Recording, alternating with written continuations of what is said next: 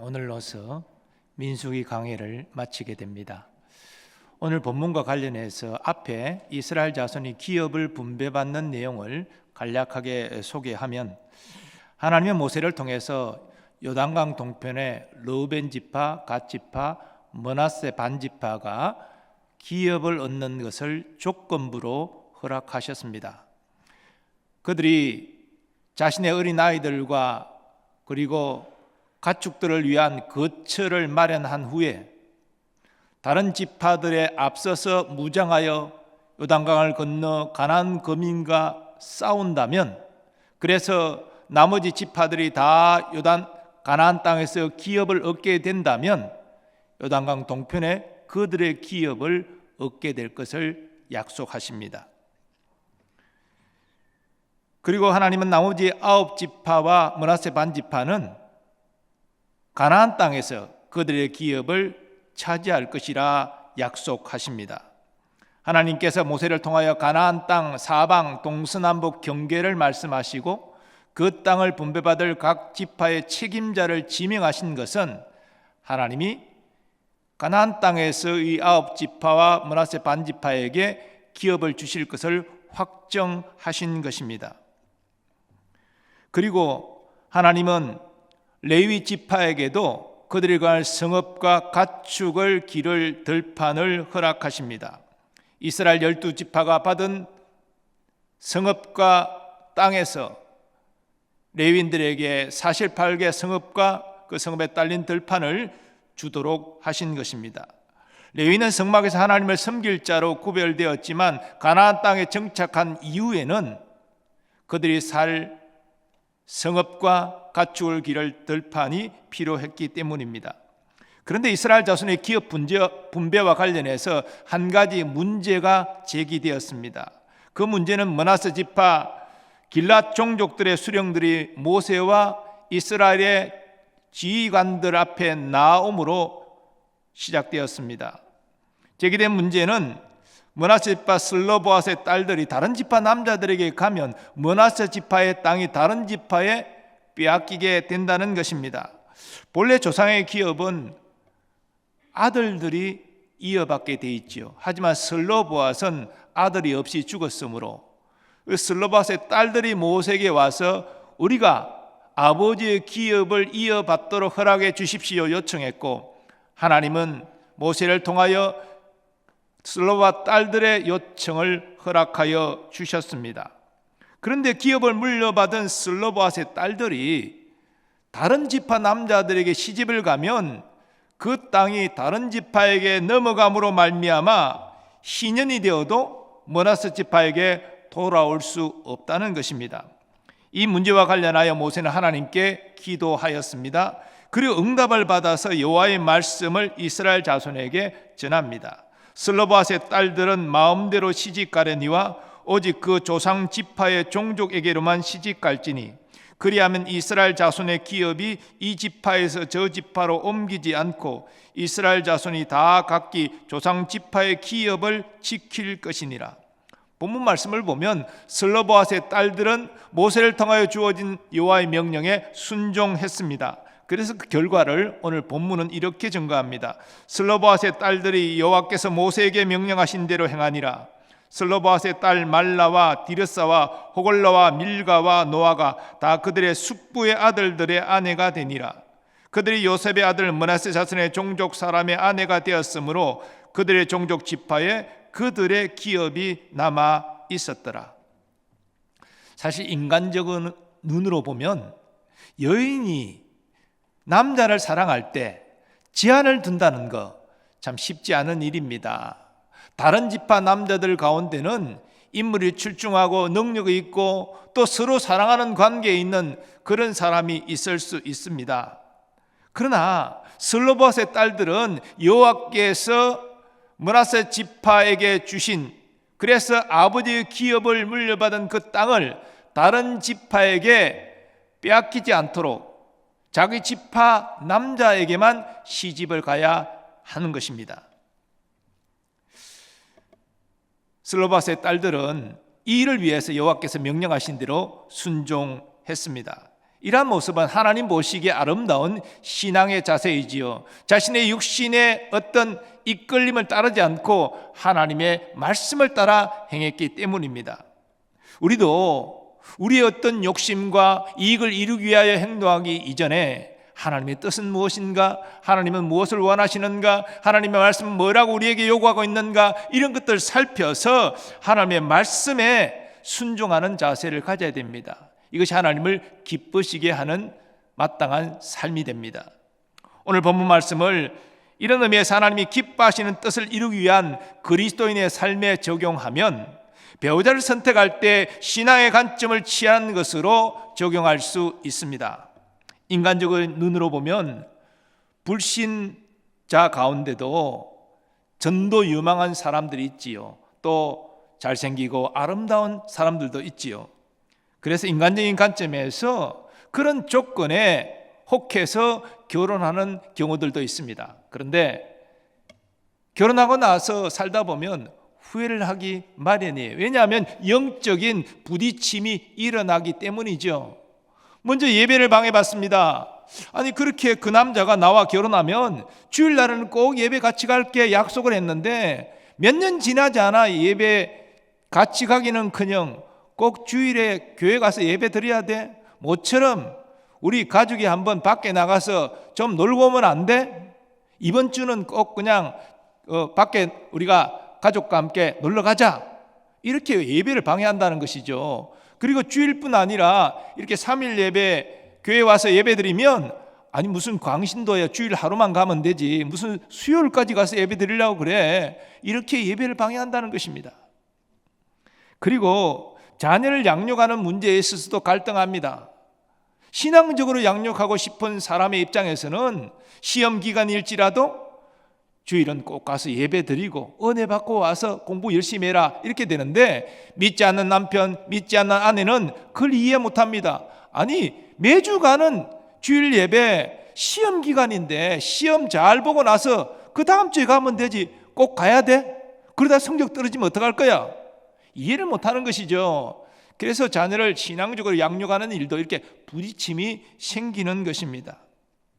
그래도 이런 경우는 내 믿음을 지키고 사니까 또 나중에 불신 남편, 불신 아내 신앙을 같이 갖게 되면 같이 예배드리고 자녀 양육 문제도 같이 상의하고 이런 소망이 있으니까 그래도 견딜만은 합니다.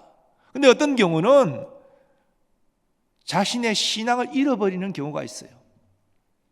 그렇게 예배를 자꾸 방해받고 자녀 문제로 갈등하고 이러다 보니까 지쳐서 그냥 그렇게 결혼 전에 열심히 신앙생활 하던 사람이 예배를 안 드려요. 주일 되면 가족끼리 놀러 다녀요. 이런 상태가 지속되면 그건 사실 믿음이 없는 거잖아요.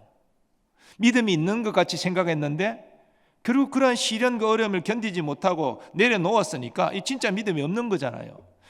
이렇게 되면은 하늘의 영원한 기업을 상속받지 못하게 되는 것입니다.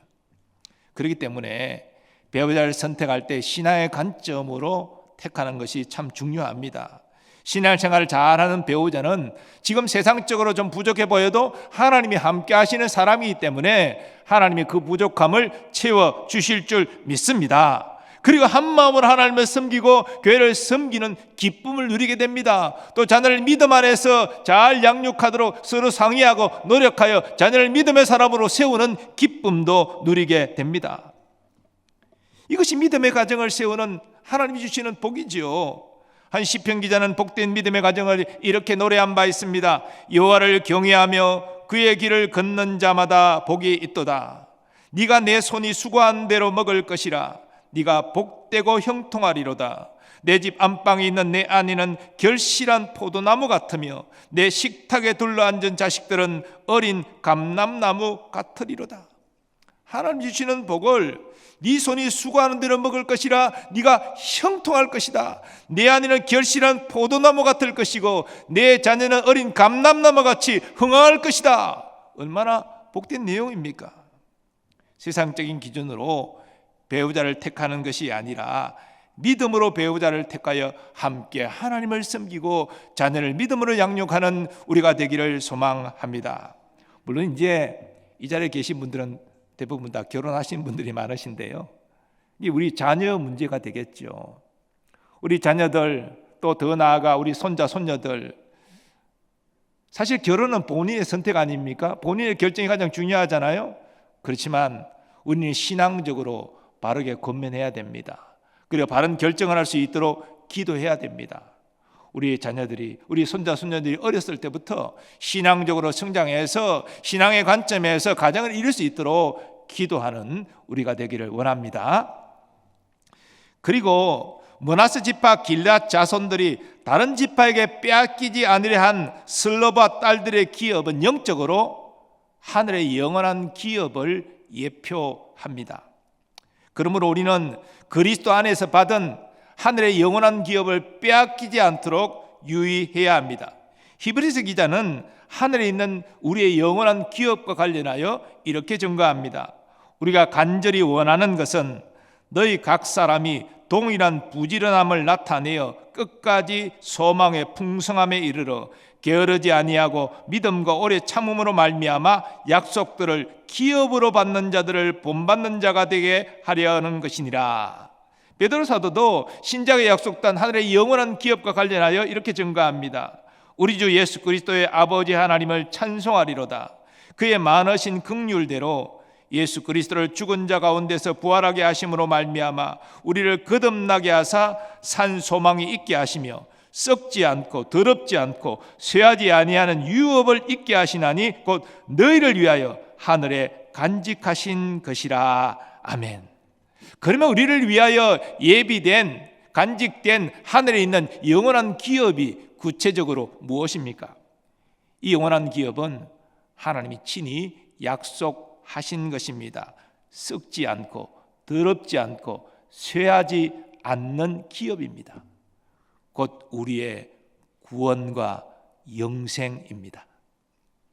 우리는 이 땅에서 구원받는 하나님의 자녀로 믿음의 선한 싸움을 싸우다가 하나님의 때 육신의 죽음을 맞이하게 될 것입니다. 사람이 한 번 죽는 것은 하나님이 정한 것이라고 성경이 증거하잖아요. 우리는 모두 본래 아담의 원죄에 참여한 자로서 육신의 죽음을 피할 수 없습니다. 그렇지만 이 죽음을 통하여 우리 육체에서 분리된 영혼이 영원하게 되어서 어디로 들어갑니까? 하나님과 우리 주 예수님, 천군 천사와 구원받은 영혼들이 거하는 낙원으로 들어가게 되지요. 그 낙원에서 하나님과 주 예수님을 예배하고 찬양하는 영광의 복락을 누리게 될 것입니다. 성경 그것을 안식과 복락으로 증거합니다. 그뿐입니까? 예수님 재림하시면 낙원에 있던 영혼들이 이 땅으로 와서 부활의 몸을 입고 이 땅이 죄도 사라지고 죽음도 사라지고 죄와 죽음을 가져왔던 사탄도 불못 심판받아 사라진 새하늘과 새 땅에서 영원히 예수님과 함께 왕노릇하며 살게 될 것입니다. 이것이 우리에게 예비된 하늘의 영원한 기업입니다. 우리는 하늘의 영원한 기업을 얼마나 사모하고 있습니까? 하늘의 영원한 기업은 세상의 최고의 지식으로 얻을 수 있는 것이 아닙니다. 세상 최고 갑부가 돈으로 살 수 있는 것도 아닙니다. 또한 최고의 권력자가 자기 권력으로 정치할 수 있는 것도 아닙니다. 하늘의 영원한 기업은 오직 하나님의 은혜로만 얻을 수 있습니다. 달리 말해 하나님의 은혜를 입어 우리가 회개하고 예수님을 주로 믿을 때 우리에게 약속되고 주어지는 것입니다. 그러므로 우리가 진실로 하나님 앞에 나는 죄인입니다, 회개하였고 예수 그리스도만이 나의 유일한 구원자이십니다 믿고 있다면 우리는 하늘의 기업을 이미 받은 자인 줄 믿습니다. 그리고 하늘의 영원한 기업을 받은 우리는 가장 복된 자입니다. 왜냐하면 이 세상의 최고의 지식인도 하늘의 영원한 기업을 얻지 못했고 최고의 부자도 얻지 못했고 최고의 권력가도 얻지 못했는데 우리가 얻었기 때문이죠. 하나님의 은혜가 우리에게 주어져서 우리가 영원한 구원과 영생을 얻었다는 것이죠. 그러니까 우리가 가장 복 있는 자인 것입니다. 예수님은 이 소중하고 복된 하늘의 영원한 기업을 얻기 위하여 자신의 모든 소유를 다 주고 보화가 숨겨진 밭을 산 비유를 말씀하셨습니다. 천국은 마치 밭에 감추인 보화와 같으니 사람이 이를 발견한 후 숨겨두고 기뻐하며 돌아가서 자기의 소유를 다 팔아 그 밭을 사느니라. 사실 이 밭의 본주인은 자기 밭에 보화가 숨겨진 것을 모릅니다. 그러니까 그 땅의 가치가 얼마 되지 않죠. 과거 고대 건대에는 전쟁이 자주 있었기 때문에 매년 왕이 출정할 때 민족과 민족, 나라가 전쟁을 했기 때문에 이 전쟁 때는 사람들이 피난을 가야 되잖아요. 근데 금원보화 다 짊어지고 어떻게 갑니까? 그래서 자기 땅에 숨겨두고 내가 다시 돌아와서 이 보화를 챙기리라 이렇게 하면서 숨겨두고 가는 거예요. 그런데 돌아오지 못하는 경우가 많잖아요. 그래서 돌아오지 못하면 아무도 모르는 거예요. 그 밭의 임자도 모르는 거예요. 그런데 어떤 사람이 그 밭에 보화가 감춰진 것을 알았을 때 어떻게 합니까? 자기 소유를 다 팔아서 그 밭을 사는 거예요. 그 밭을 사면은 그 밭 안에 있는 감춰온 보화 내게 되는 거예요. 천국이 그렇다는 것입니다. 천국은 세상 사람들 눈에 그 가치가 알려지지 않습니다. 숨겨져 있습니다. 복음의 빛을 받은 사람만이 천국의 가치를 알 수 있습니다. 그래서 모든 것을 희생하고라도 천국을 소유하고자 하는 것이지요. 그리고 이 소유한 영원한 기업을 빼앗기지 않기 위하여 얘를 쓰는 것이죠. 또 예수님은 천국이 극히 값진 진주와 같다고 하셨습니다. 그 좋은 진주를 찾는 장사꾼이 그 진주의 가치를 알고 역시 자기 소유를 다 팔아서 그 값비싼 진주를 산다는 것이죠. 파는 사람은 그 진주의 가치를 모르고 있어요. 그래서 그 진주의 진짜 가치보다 훨씬 싼 가격으로 진주를 팔게 되는 것이죠. 또 천국은 마치 좋은 진주를 구하는 장사와 같으니 극히 값진 진주 하나를 발견하며 가서 자기의 소유를 다 팔아 그 진주를 사느니라. 우리는 이렇게 값비싼 귀한 가치를 가진 천국을 하나님의 은혜로 소유하였습니다. 우리는 그리스도를 믿음으로 영생을 얻었고 천국을 소유하게 되었습니다. 더 나아가 우리는 부활의 몸을 입고 새하늘과 새 땅에서 왕노릇하며 살게 될 것입니다. 그렇다면 우리는 이 영원한 기업을 빼앗기지 않도록 얼마나 노력하고 있습니까? 므낫세 지파 슬로바앗의 딸들은 자기 기업, 아버지께로부터 물려받은 이 기업을 다른 지파에게 빼앗기지 않기 위하여 결단했습니다.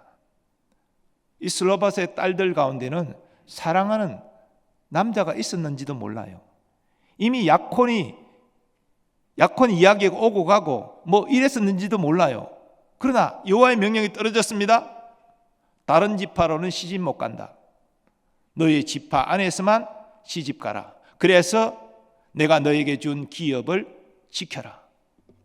슬로바스의 딸들은 이 므낫세 지파에게 주신 하나님의 기업의 소중함을 알아서 결단한 것입니다.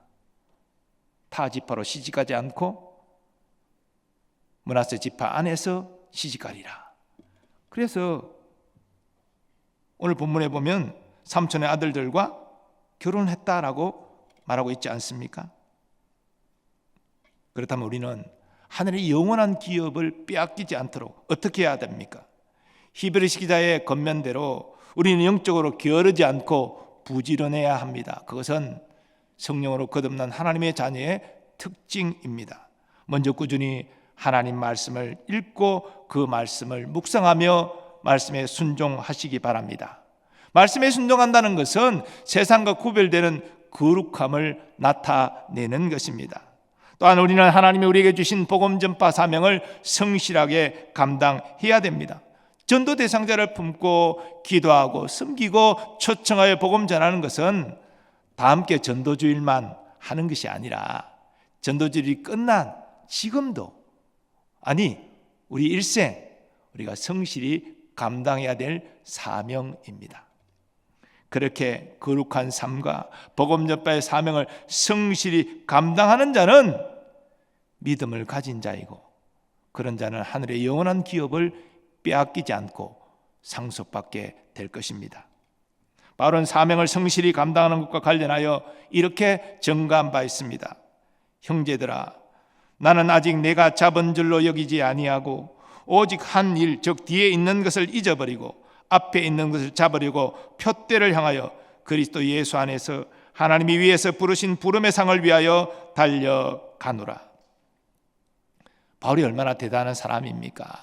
그렇게 위대한 하나님의 일을 감당했으면서도 나는 이전에 했던 일들은 다 잊어버립니다. 그리고 부름의 상을 향하여 지금 내가 해야 될 일을 하면서 나는 달려가고 있습니다. 하나님의 사명은 하나님이 부르시는 날까지 감당하는 것입니다. 우리가 말씀을 순종하고 그래서 거룩함을 세상에 나타내고 내가 만난 예수님을 증거하는 삶은 우리가 건강한 아니 건강하지 않아도 나를 병문안 오는 사람 앞에서 거룩함을 나타내야 되고 내가 만난 예수님을 증거해야 되고, 그게 영원한 하나님의 기업을 상속받는 자의 마땅한 삶이라는 것입니다. 우리가 하나님의 약속을 신뢰하고 내가 천국의 기업을 이미 소유한 자라고 확신한다면 우리는 어떤 어려운 상황 가운데서도 참고 인내하며 소망을 품을 수 있을 것입니다. 하나님이 이렇게 믿음으로 행하는 자들과 함께 하시고 시련을 이기게 하시며 마침내 우리에게 주신 영원한 하늘의 기업을 차지하게 하실 것입니다. 그런데 우리가 이렇게 하나님의 말씀을 따라 살아가는 것이 세상 사람들이 볼 때는 참 가사롭고 그래서 조롱거리가 됩니다. 세상 사람들은 어떻게 합니까? 자기 이익을 위해서 편법을 쓰고 거짓말을 하고 사람을 속이고 불법도 자행합니다. 근데 우리는 하나님의 말씀을 따라 정직하게 행하잖아요. 이런 우리의 모습을 보면서 사람들은 융통성이 없다, 그렇게 고지식하게 하면 세상에서 질 수밖에 없고 뒤질 수밖에 없다. 그러나 여러분, 우리가 헛되게 행하는 것이 아닙니다. 우리는 하나님의 말씀대로 순종하고 있는 것입니다. 우리의 중요한 것이 무엇입니까? 세상 사람들의 인정과 칭찬이 아니잖아요. 세상 사람들 비웃고 조롱할지라도 하나님이 인정하시고 칭찬하시면 그것이 복된 삶이 아니겠습니까? 바울을 보십시오. 세상 사람의 관점에서 그는 정말 어처구니 없는 사람입니다. 어리석은 사람입니다. 바울은 유대인으로서 가말리엘 문화에서 율법 교육을 받은 정통 바리새인입니다. 유대인의 존경을 받을 수 있는 위치에 있었습니다. 또한 바울은 헬라 철학과 문학에도 정통한 지식을 갖고 있었습니다. 또한 그의 집안은 다소에서 유력한 가문으로 로마에 충성하여 그는 태어나면서부터 로마 시민권을 가진 자였습니다. 이런 조건은 모든 당시 사람들이 부러워하는 조건이고, 그런 조건을 갖추고 있다면 무엇을 하더라도 성공하고 인정받고 행복하게 살 수 있었습니다. 그러나 바울은 다메섹 도상에서 부활하신 예수를 만나고 회심한 이후에 그 모든 것들을 분토처럼 배설물처럼 버려버렸습니다. 주 예수 그리스도를 아는 지식의 고상함과 주 예수를 위해 사는 그 삶이 그에게 진짜 행복이었습니다. 그래서 그리스도의 종으로서 복음을 전하는 일에 생명을 걸고 헌신하였습니다. 그리고 자신에게 예비된 하늘의 영광스러운 기업을 확신하고 소망했습니다. 다음의 고백은 바울이 당시 어떤 소망으로 충만했는지를 우리에게 알려줍니다. 전제와 같이 내가 벌써 부어지고 나의 떠날 시각이 가까웠도다. 나는 선한 싸움을 싸우고 나의 달려갈 길을 마치고 믿음을 지켰으니 이제 후로는 나를 위하여 의의 면류관이 예비되었으므로 주곧 의로우신 재판장이 그날에 내게 주실 것이며 내게만 아니라 주의 나타나심을 사모하는 모든 자에게 도니라. 여기 전제와 같이 부어지고 떠날 시각이 가까웠다라는 말씀은 임박한 죽음을 말하는 것입니다. 바울은 나이가 들어 자연사를 한 것이 아닙니다. 복음을 전하다가 로마 당국에 붙잡혀 전해지는 바에 따르면 목이 잘려 순교했다고 합니다.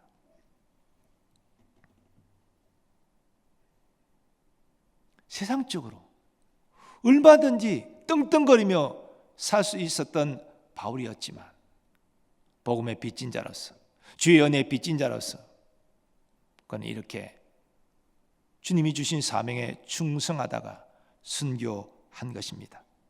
그리고 그런 죽음이 임박한 것을 감지했을 때 그는 믿음의 선한 싸움을 다 마쳤다라고 고백하면서 나를 위하여 의의 면류관이 준비되어 있다. 그는 천국의 기업을 바라보면서 주님이 주실 칭찬과 상급을 믿음으로 바라보았던 것입니다. 그리고 자신만이 아니라 주의 나타나심을 사모하는 모든 자에게도 주님이 칭찬하시고 의의 면류관을 주실 것이다 라고 증거합니다. 바로 우리가 믿음으로 행할 때에, 영원한 소망을 붙잡고 순종하며 행할 때에 우리에게도 주님이 칭찬하시고 의의 면류관을 주신다는 것입니다. 사랑하는 여러분, 이 세상 사람들은 대다수가 이 땅에 살면서 많은 것을 가지고 누리면서 살고자 합니다. 그들에게는 하나님이 기뻐하시는 삶의 의미와 목적이 없습니다. 때로 불신자들도 고상한 윤리관을 무장하고 그렇게 착하게 또 선한 일 많이 하면서 살아가는 사람도 간혹 있습니다. 그러나 그들은 하나님의 뜻을 따라서 하는 것이 아닙니다. 그저 자신의 가치와 자신의 이상을 추구하기 위하여, 자신을 위하여 그렇게 하는 것입니다. 그것은 결국 썩어짐의 종로로 탈 것에 초점을 두고 사는 헛된 인생입니다. 우리는 어떠합니까? 하나님의 은혜로 우리는 구원받았습니다. 우리는 하나님의 은혜로 영원한 기업을 약속받았습니다. 하나님의 은혜로 구원받은 사실에 진실로 감사하면서 말씀에 순종하여 거룩함으로 또한 예수님을 증거함으로 우리는 살아가고 있습니까? 우리의 영원한 기업 되신 예수님 안에서 영원한 천국을 소망하며 살아가고 있습니까? 사람의 소유는 하나님 손에 달려있는 것입니다. 하나님 우리에게 허락해 주시면 우리는 많은 것을 누릴 수 있고 또 많은 것으로 하나님의 일을 감당할 수도 있습니다. 하나님의 뜻이 아니라면 우리가 취하고 누리는 것은 어저 인간의 욕심에 불과할 뿐일 것입니다. 그러므로 무엇을 먹을까, 무엇을 마실까, 무엇을 입을까 염려하지 말고 먼저 하나님 나라와 하나님의 의를 구하는 우리가 되기를 소망합니다. 그래야 할 때 하나님 우리의 필요를 채워주시고 우리와 함께 하시며 우리를 인도하시고 약속된 영원한 기업으로 우리를 들어가게 하실 것입니다. 슬로바스의 딸들의 결단을 오늘 생각하면서 우리가 이 땅에 은혜로 구원받은 자로서 영원할 수 없는 세상의 것에 몰두하고 집착하는 어리석은 인생이 아니라 슬로바스의 딸들이 아버지께 받은 기업이 예표하는 영원한 기업을 사모하고 그 기업을 추구하고 믿음으로 행하는, 그리하여 하나님이 약속하신 기업을 온전히 누리고 하나님께 영광 돌리는 우리 모두 되기를 간절히 소망합니다. 아버지 하나님 감사합니다. 슬로바스의 딸들의 결단을 통해서 하나님 우리의 믿음의 결단을 허락하여 주옵소서. 우리의 자녀들이 믿음 안에서 배우자를 만나고 아름다운 믿음의 가정을 이룰 수 있는 결단을 허락하여 주옵소서. 또한 아버지 우리에게 약속된 영원한 기업을 사모하고 그 비을 마땅히 얻을 자로서 말씀에 순종함으로 하나님의 자녀답게 살아가는 우리가 되게 하여 주옵소서. 예수님의 존귀하신 이름으로 기원하옵나이다. 아멘.